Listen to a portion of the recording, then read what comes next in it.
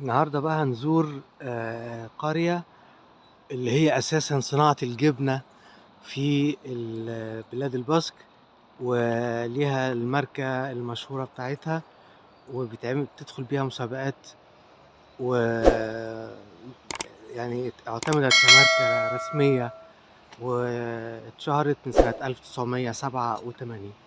يلا بينا نشوف.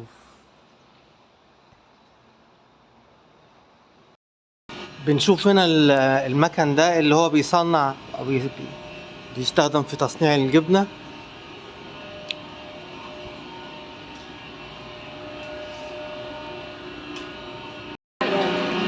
هنا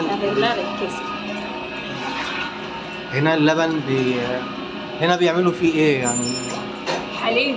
بيسخنوه ولا بيبستروه؟ اوتوماتيك. هذا الشيء اوتوماتيك، يخدم اوتوماتيك، التسخين وداك الشيء اوتوماتيك. هذا دابا كيتقطع داك الجبن. الجبن هنا يعني هنا بيعملوا بيجبنوا اللبن بتاع تمام. من بعد كيجيبوا ليه مونتيس. هذيك هما كيدوروا من هنا، كيهبطوا ليه كيدوروا كيتغسلوا هنا.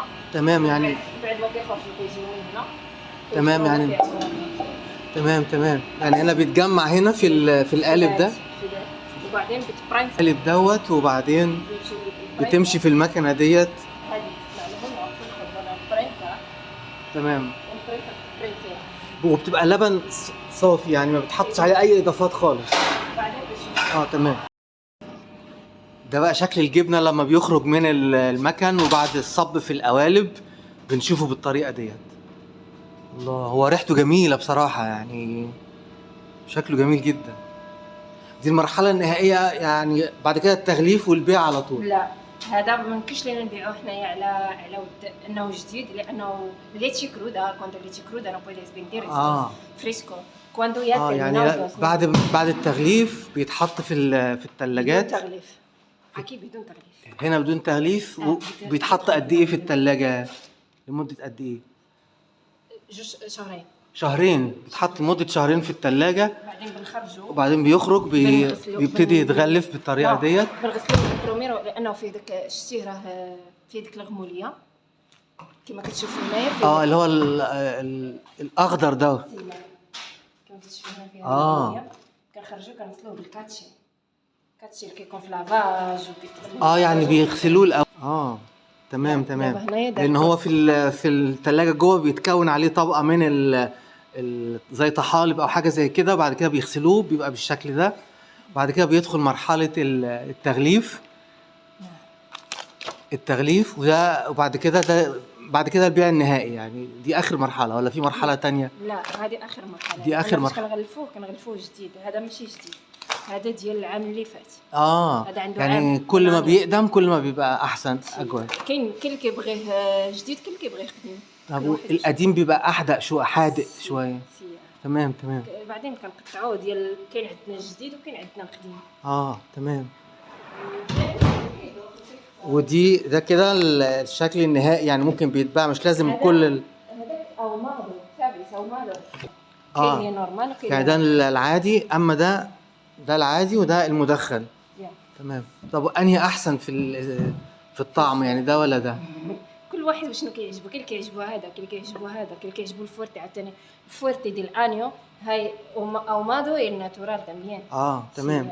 الكيسو دي سابال سيمبري اي تينيس اخوس بيكينيس، واحد الثقيبات صغيره فيه الداخل. تمام. ضروري كتكون فيه ثقيبات بيرو صغيره. ده لازم الجبنه دي تبقى موجود فيها الثقوب الصغيره ديت. ده دليل ان هي يعني اصليه. وبس الجبنه دي بتتعمل هنا بس في إدياسابال. ما توقعش في بلاصه. ما فيش في اي كوميونيداد. هاي mucho queserías, no solo esto, hay mucho queserías, pero Idiazabal. vale. El queso de oveja Idiazabal. vale muy bien. Si ما توقعش ديال الاوبيخا ودورو بحال هذا في بلايص اخرى، يعني تقدر تلقاه ديال البقري، ما تلقاش ديال هنا.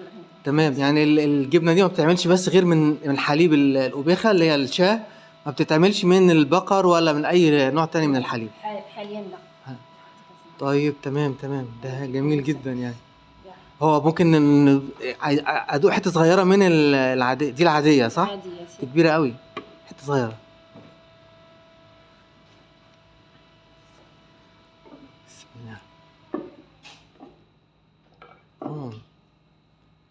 جميلة جدا يعني، طعمها فعلا غير أي جبنة تانية. شيء عندها اختلاف.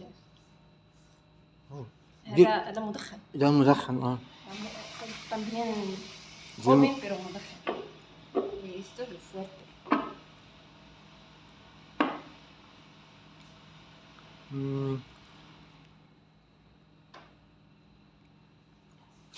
لا مش ممكن، أنا هدمن الجبنة.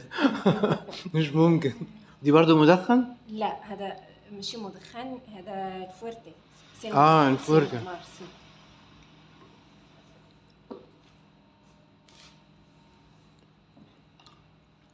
ان الجبنه هنا مقسمينها في اللي هي المدخنه، وفي نوع الطعم بتاعه بيبقى قوي، في طعم بيبقى متوسط، وفي طعم بيبقى يعني مش قوي قوي يعني بيبقى. دي بتفرق في ايه بقى؟ بتتعمل ازاي في التصنيع يعني؟ كل شيء بحال تودوس يغاليس. الفويرتي دوت بيقعد مده طويله في فرنسي دي التيب.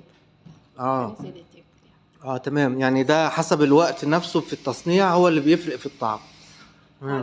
فاش كنخرجوه كنغسلوه، كاين اللي كنباسيوه كنغوارديو في الكاميرا اخرى، عندنا كاميرا اخرى كنغوارديو فيها. تمام. كاين اللي كنخرجوه كنغسلوه كنقطعوه ونبيعوه. هذا هو الاختلاف، ما كاينش زعما اختلاف يعني باش تقول فوارتي يعني كنضيفوا فيه شي حاجه وما كنديروا. هنا طريقه الاطعام بتاعتهم بالاكل بتاعهم، المكان بالشكل ده.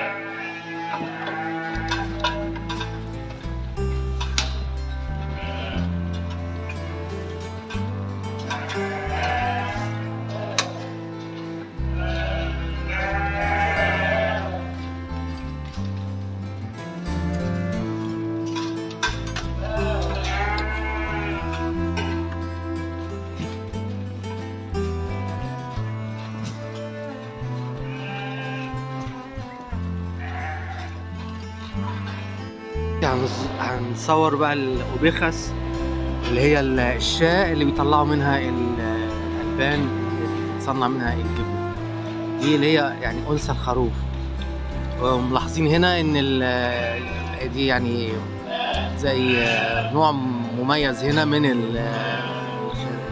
الشاة، دايما بيبقى الصوف بتاعها غزير بالشكل ده.